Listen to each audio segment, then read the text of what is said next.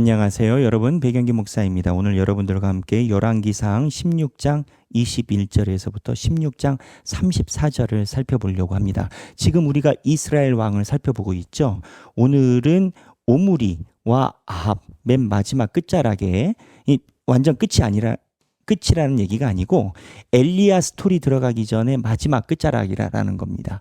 그 이야기를 살펴보도록 하겠습니다. 오늘 지도에 보면 여로보암, 나답, 바사, 엘라, 시므리, 오므리, 아합까지, 아합에서부터 하나님께서 역사를 주관하기 위해 요아스까지 엘리야와 엘리사의 대선지자를 사용하셔야만 되는 그러한 상황에 들어가게 됩니다. 그래서 시므리, 오므리, 오늘 오므리와 이 아합, 오므리의 아들이 아합이죠. 이 오므리와 아합에 대한 내용을 살펴보도록 하겠습니다. 자, 오늘 성경 본문으로 들어가서 자, 보면은 첫 번째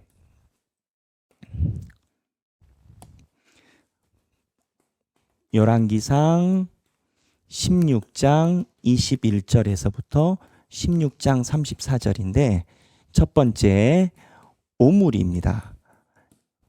이 오므리는요, 역사 기록에 의하면 북이스라엘 왕들 중에서 가장 강력한 왕을 이뤘던 사람입니다. 그래서 오므리 왕조라라고도 기록이 되어 있습니다.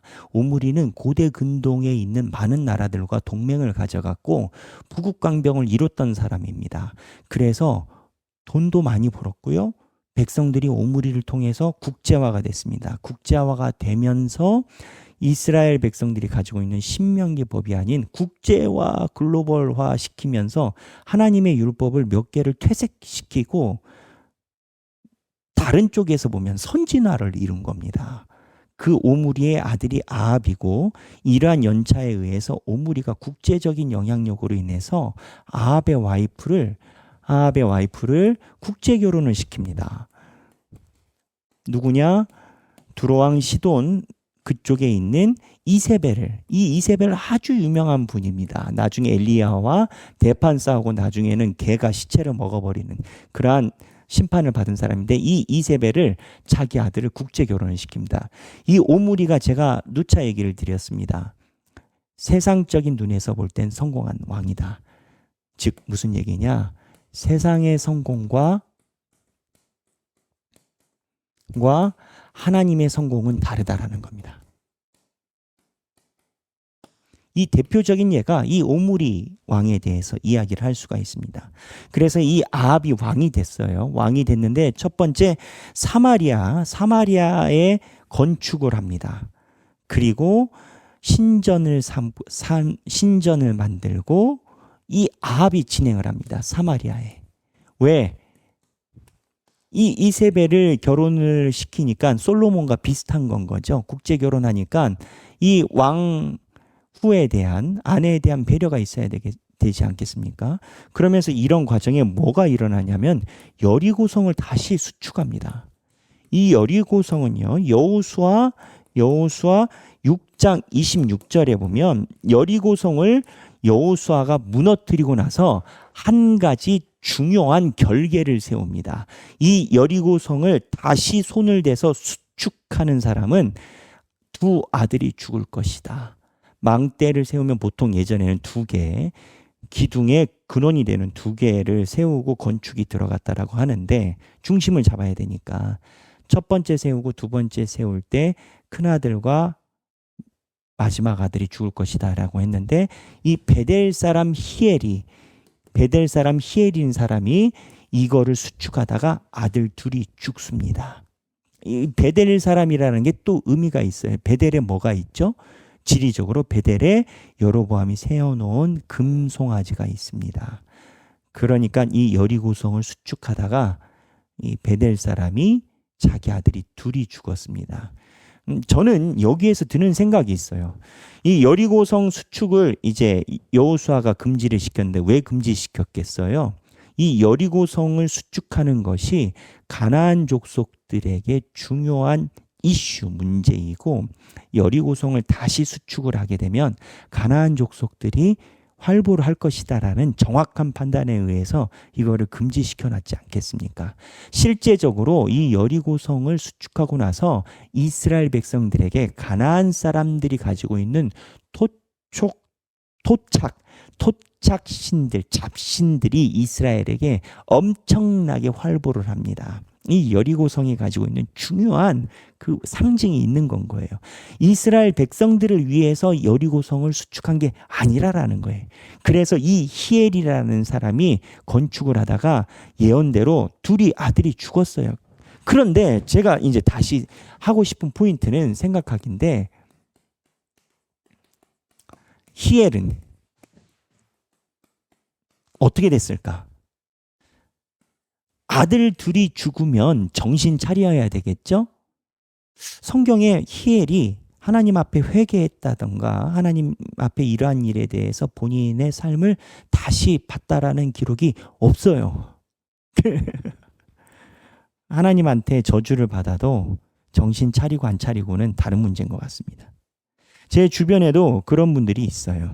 하나님께서 누가 봐도 그 집안을 치셨어요. 근데 본인의 인식은 달라.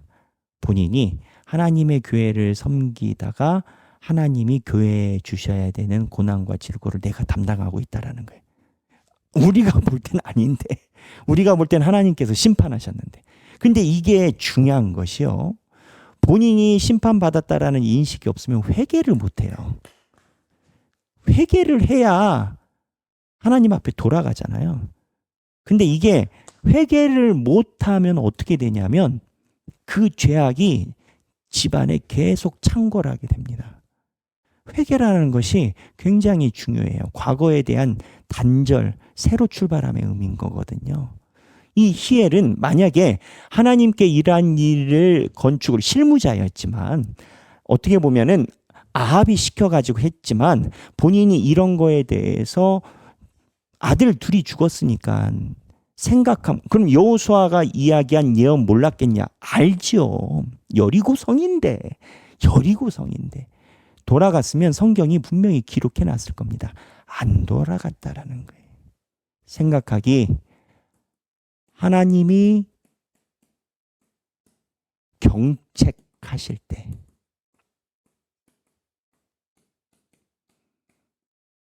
그때 자세도 중요하다는 거예요.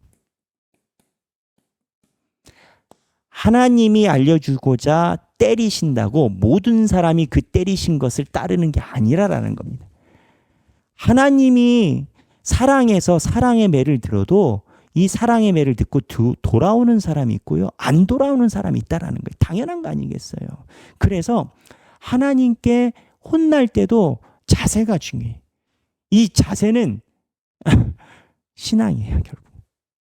신앙이 올바른 사람은 하나님이 살짝만 터치를 해주셔도 주 앞에 엎드려서 다시 돌아갈 수 있는 힘이 있습니다. 오늘 생각하기 아주 간단합니다. 그렇지만 중요합니다. 하나님께서 나에게 질책하실 때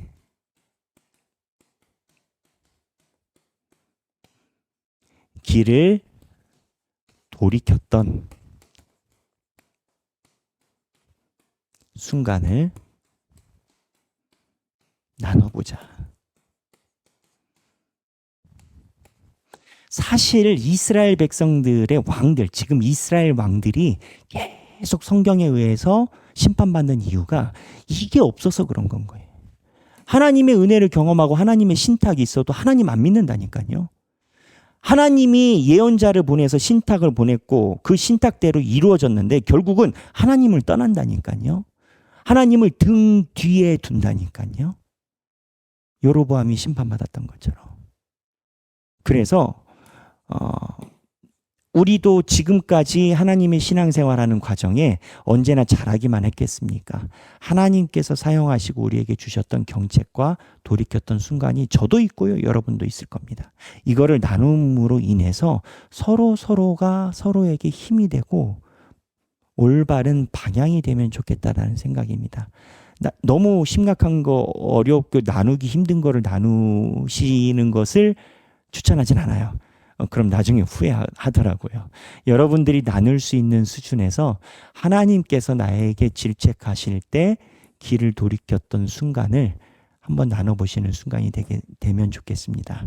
오늘 성경 본문 열왕기상 16장 21에서 34절인데 이제 내일부터 이 아합이라는 정신 못 차리는 이 적폐 아합이라는 왕을 하나님이 어떻게 대응하시는지 그 대응 과정에서 하나님이 사용하시는 대선지자 엘리야 엘리사가 어떻게 활동하는지 심도 깊게 성경 묵상을 나눠보도록 하겠습니다. 오늘 행복한 성경 읽기 되시기를 바랍니다. 감사합니다.